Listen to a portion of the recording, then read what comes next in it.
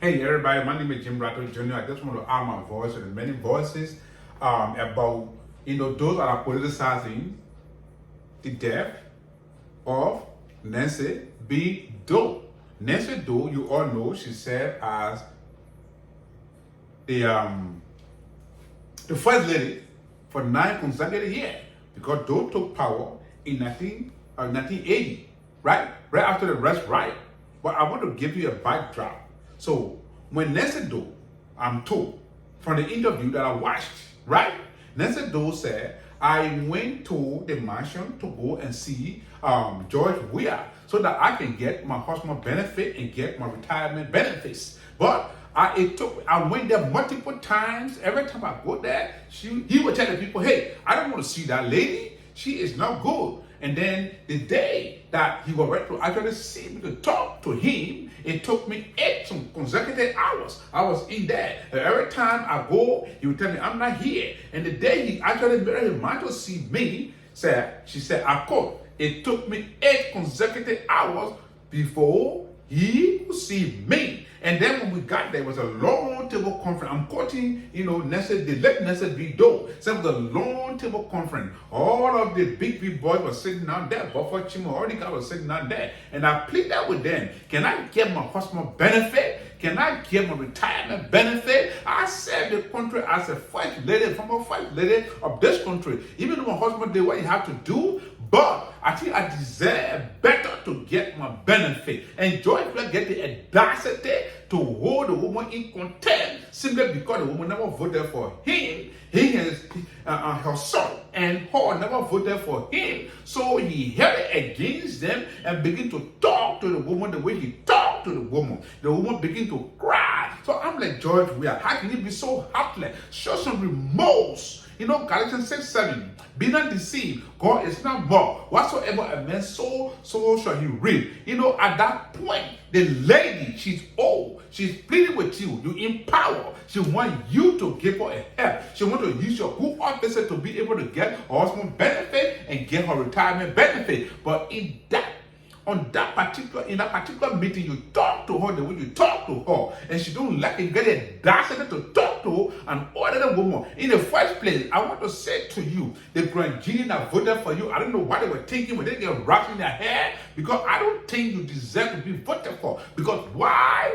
You are men who always holding things in high. You always hold on to the plot and look behind. You are a man who have unforgiving spirit. You are like a chick, right? So my point I'm making here is, before you could even become a football star, to be become a billionaire, it was Doe that made you, because Doe used to love soccer, and through that you were opportune to be able to travel out of the country, and you were able to become a soccer star. So if Doe is dead and gone, and his wife is coming to you pleading, that's what the political difference is. I will say, oh my, I hear you. I will do everything I can to help you because your husband was very good to me. And then you talk to the woman the way you talk to her. I thought it was bad. It showed me that you are vindictive, you are egotistical, and you are men who having the unforgiving spirit. And I thought it was bad. So when I'm treated fairly, that's nonsense. Nigerian, I don't know why you guys see him open. I'm not a big fan of him. What he did to the late Nancy B Doe was bad. I can tell you that. She never gave the woman a due diligence. The woman went to see you and say, hey, I know you as my son, and my husband is dead and gone. Can you please help me to get my benefit? Because I know you when you were younger. I treat you like a son. Your dog was like your dad. He dead and gone. And you talking to her the way you talk to her. That was bad. That would always say, if you want to know the true color of a man, give him power. And that's what you are. You just show how dark you are. You are dark in the skin. That's how your behavior is black and everything. That was bad. I can tell you that. You never treated a woman with fairly, but she dead and gone. And people are politicizing it. But I gotta say, mine to tell the people that that was bad. Nonsense.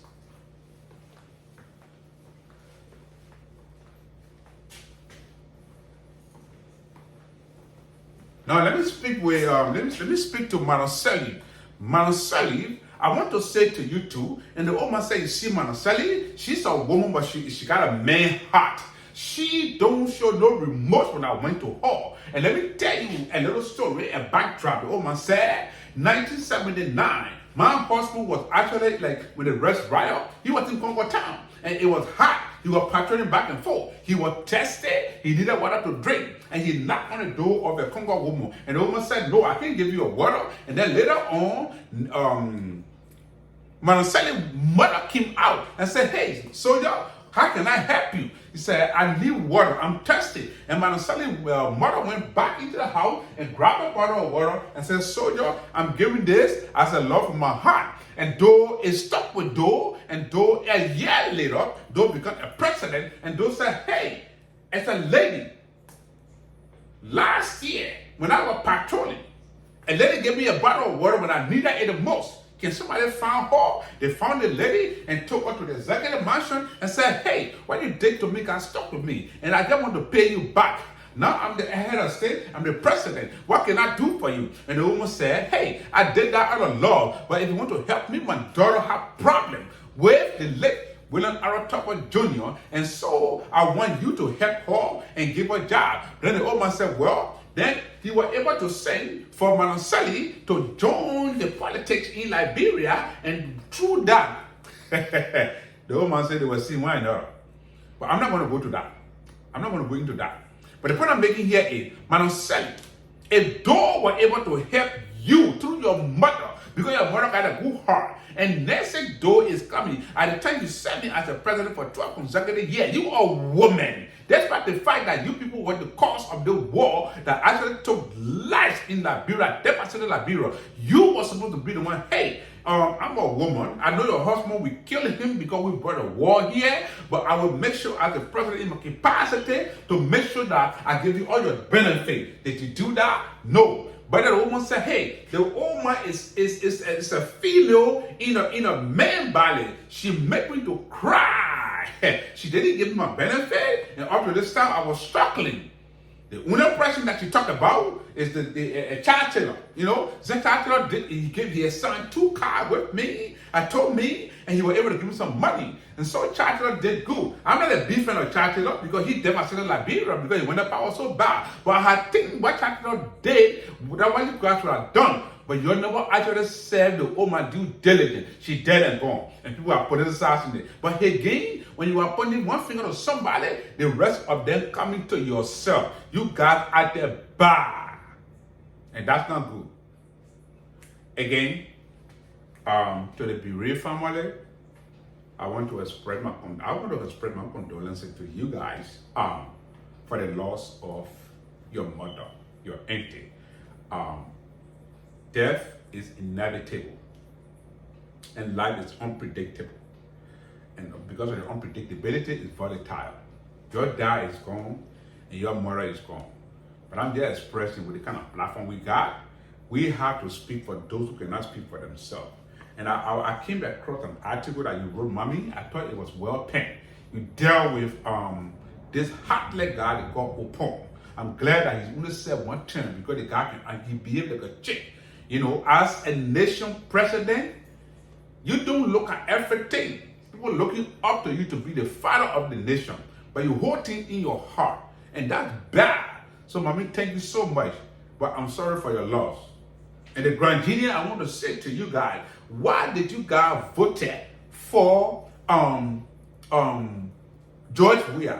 What did he do for you guys? The guy is behaving like a chick. The guy put things in your mind. He's vindictive, egotistical, with black heart. You know, you don't forget people so easily. I don't know, but they're expressing it. You know? But anyway, I have the platform to speak for those who cannot speak for themselves. People are asking me, why you can't just give all your take about what's going on in Liberia? And I say, I'm busy. You know, the summertime. I work overtime. When I come home, I'm tired. But again, when I get the time, I'll be doing a 10 minutes here, you know, 10 minutes there, because it's some, you know, Facebook, they are not what we used to be.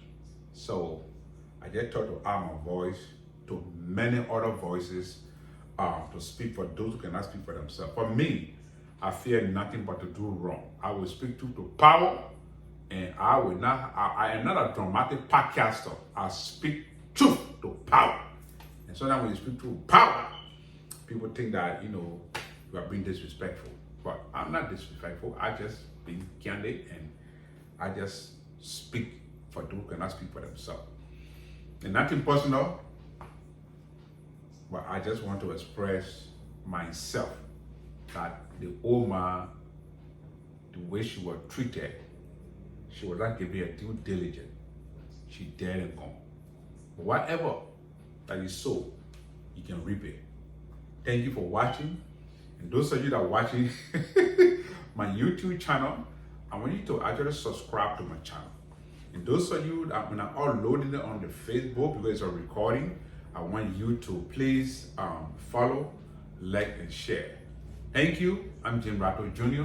I love you all. Have yourself a great weekend. I'll talk to you tomorrow, Saturday. Thank you. I love you all.